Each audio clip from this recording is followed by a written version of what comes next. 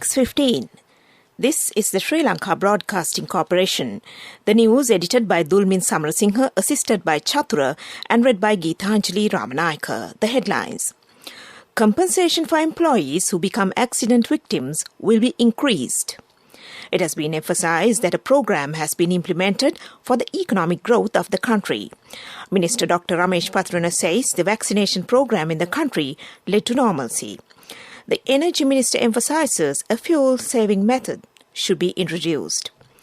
Government corrects erroneous information contained in the Canadian Travel Advisory on Sri Lanka.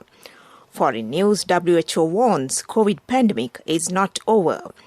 Sports, Australia vs New Zealand cricket white ball series postponed over quarantine concerns. News in detail. The Employees' Compensation Act will be amended. The aim is to update benefits received by the employees who become victims of accidents while in service. The Cabinet has approved the proposal.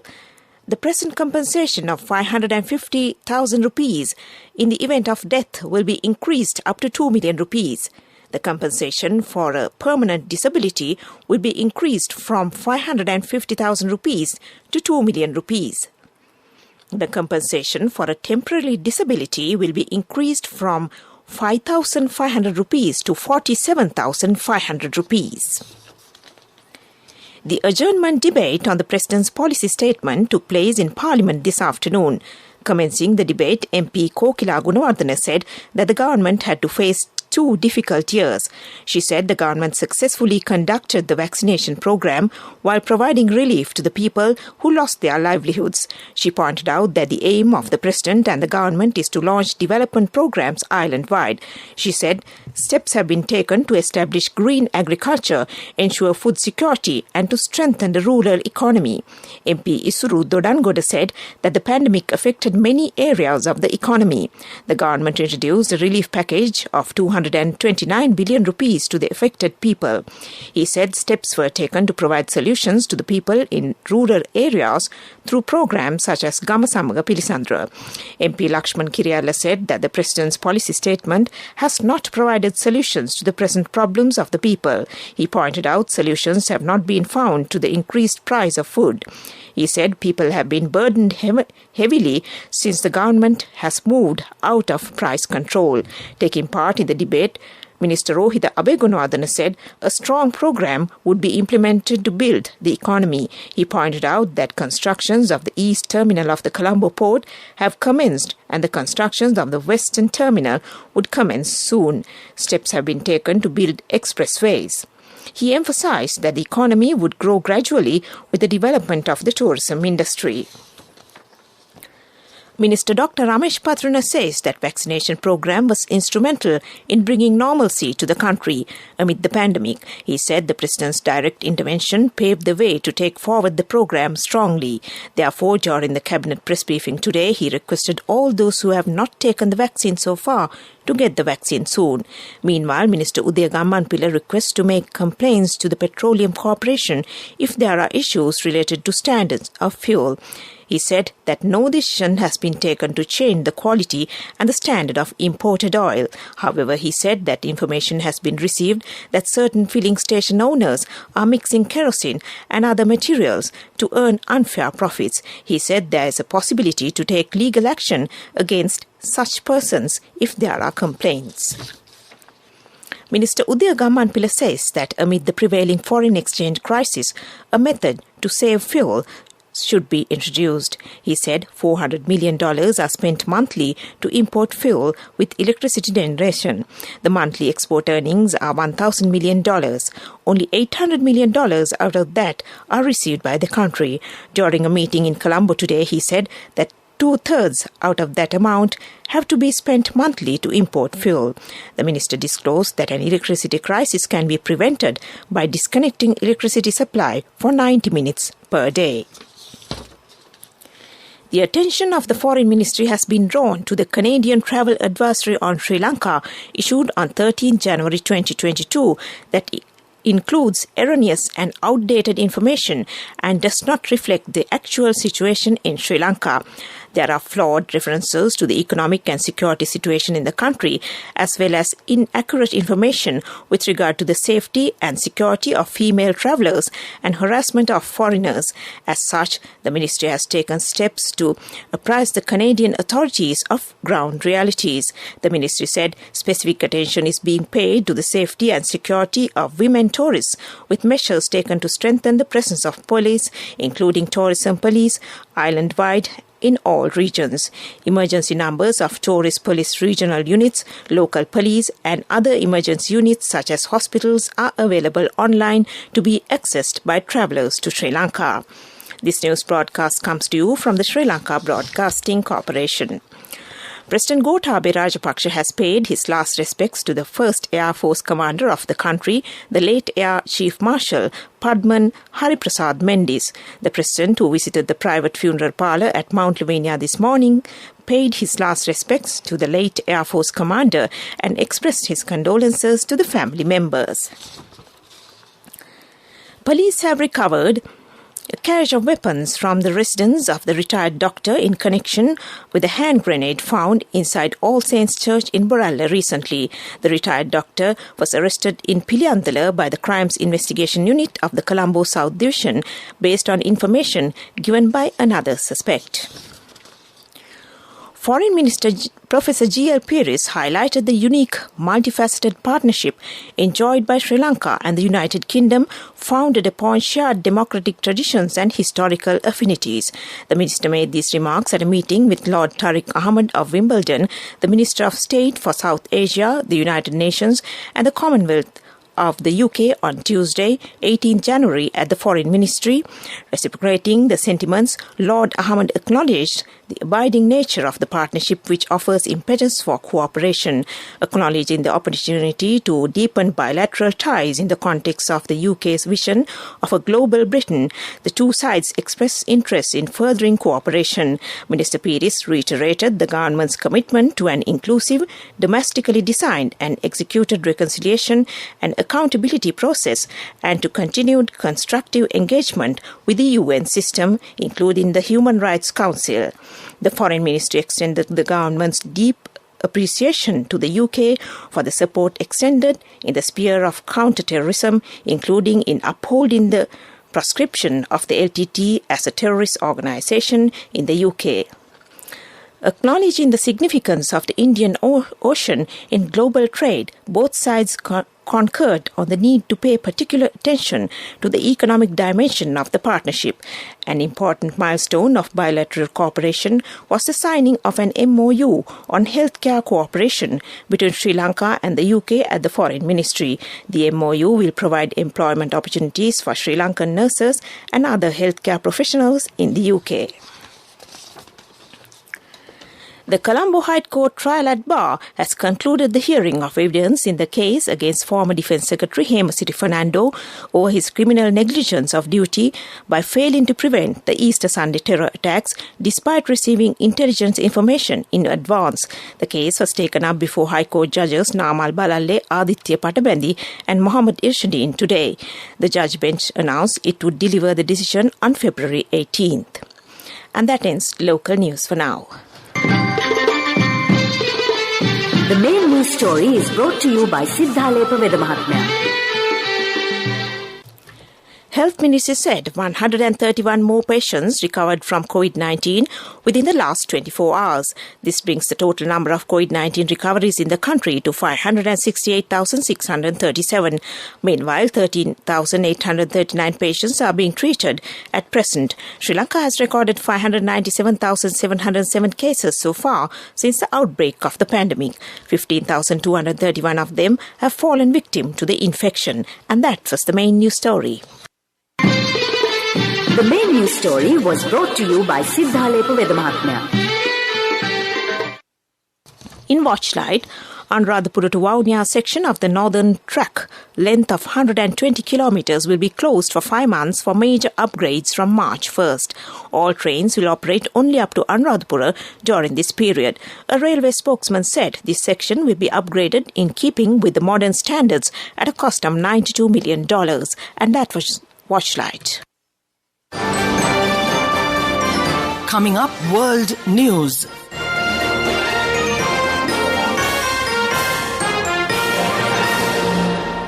In the headlines, WHO warns COVID pandemic is not over. The US Secretary of State arrives in Ukraine amid mounting fears of Russian invasion. New Zealand says Tonga undersea cable needs at least 4 weeks to be repaired. World news in detail now.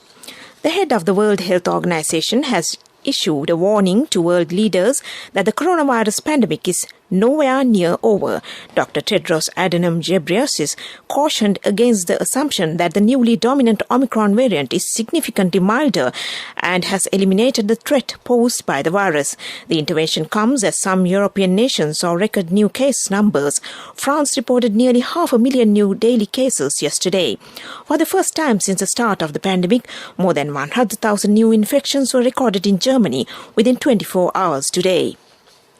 The U.S. Secretary of State Antony Blinken arrived in Ukraine today amid mounting fears that a Russian invasion of Ukraine could be imminent. Mr. Blinken was due to hold discussions with President Volodymyr Zelensky in Kiev before meeting European allies in Berlin and his Russian counterpart in Geneva on Friday.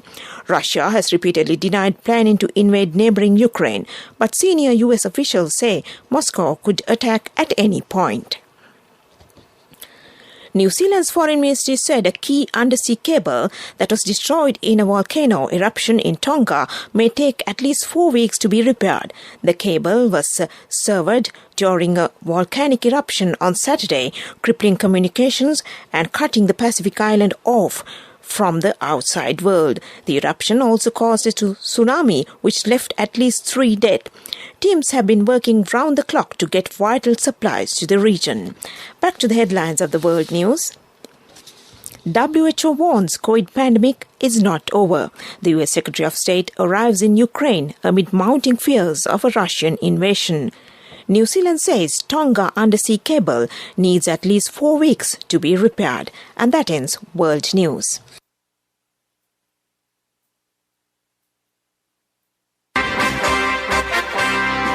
Development News is brought to you by Let's take all out of the coconut tree and make the island thriving and prosperous. Call our hotline 1928. WhatsApp 070 400 1928. The Cabinet has given the approval to construct 4 new flyovers under the agreement entered between governments of Sri Lanka and Hungary. These flyovers will be constructed at Muttatigala Railway Crossroad, Hiripitiya Junction, Pasyala Junction, Maristela Junction in Negombo and Thalawathugoda Junction with the aim of providing solutions to the traffic congestion. Sri Lanka and Hungary have already entered into a finance cooperation agreement to provide concessionary finance facilities through the Exim Bank in Hungary for implementing infrastructure development projects. And that was Development News. Development News was brought to you by the coconut tree is well grown in almost all the parts of the island. It is an exceptional source of extra income. The shell, the husk and almost all the parts of the coconut tree makes you money, providing you with an excellent extra source of income. It will also help to nourish the economy of the country. You will be guided with all necessary informations regarding the coconut cultivation, with the novel cultivation techniques and all other related and upgraded informations by the Coconut Research Institute, Lunavilla. Call our hotline 1928. WhatsApp 070 400 1928. In sports, it's cricket. Australia and New Zealand's white ball series, scheduled to start on 30th January, have been postponed because of quarantine concerns for the Black Caps.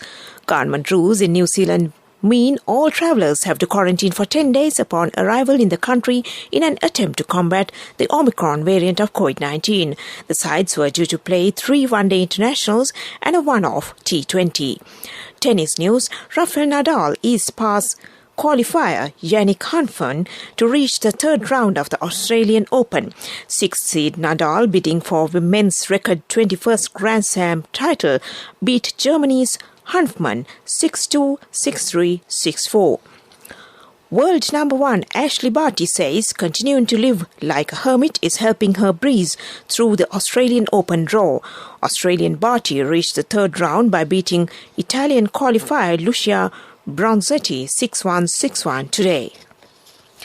Defending champion Naomi Osaka looked set for a win inside an hour against American Madison Brenkel. Japan's Osaka won the first set in 20 minutes but lost her way in the second before securing 6-0, 6-4 victory. And that is sports news. Cash through NSP globally and win wonderful gifts locally. From October 1st, 2021 to December 31st, 2022. Remit a minimum of $100 or an equivalent amount in any foreign currency 3 times through NSB U Trust. Business News, sponsored by National Savings Bank, the safest place for your money.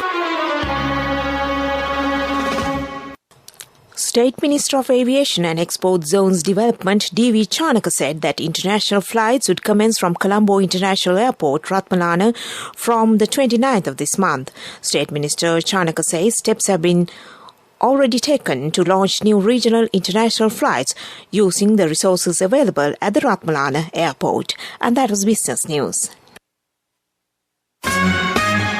Business News, sponsored by Cash through NSP globally and win wonderful gifts locally. Will you be the lucky winner of the NSP Golden Jubilee? 50 gold sovereigns for the top prize winner of the NSP Golden Jubilee. Scooters for the 10 second prize winners. iPhones for the 10 third prize winners. Mountain bikes for the 29 fourth prize winners. From October 1st, 2021 to December 31st, 2022. Remit a minimum of $100 or an equivalent amount in any foreign currency 3 times through NSB U Trust.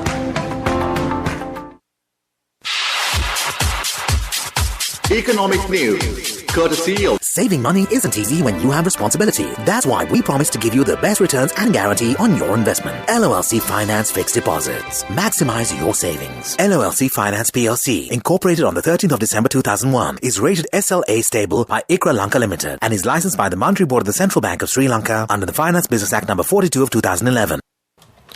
The Purchasing Managers Index for the month of December showed both manufacturing and services activities recorded expansions in the final month of 2021. Manufacturing activities sustained the expansion on a month-on-month basis in December 2021, recording an index value of 58.1, mainly due to the expansion in new orders and production. All sub-indices except employment increased during the month. And that was economic news. I bought my daughter a laptop for her work by managing my finances. Whatever the expenses may be, I can't afford to miss out on life's special moments like her birthday or our anniversary. So you need to invest to make your family's future flourish. Saving money isn't easy when you have responsibilities. That's why we promise to give you the best returns on your investment. LOLC Finance Fixed Deposits. Maximize your savings. LOLC Finance PLC, incorporated on the 13th of December 2001, is rated SLA stable by ICRA Lanka Limited and is licensed by the Monetary Board of the Central Bank of Sri Lanka under the Finance Business Act number 42 of 2011. The Weather Report. The Met Department says showers or thundershowers will occur at a few places in the Ua province and in the Hambantota district. Mainly fair weather will prevail elsewhere. And that was the Weather Report. To conclude this news broadcast, back to the headlines. Compensation for employees who become accident victims will be increased. It has been emphasized that a program has been implemented for the economic growth of the country. Minister Dr. Ramesh Patrana says the vaccination program in the country led to normalcy.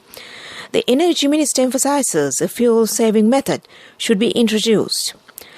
The government corrects erroneous information contained in the Canadian Travel Advisory on Sri Lanka.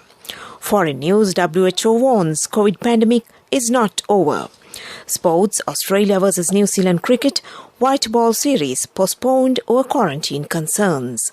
And with that, we conclude this evening's main news broadcast.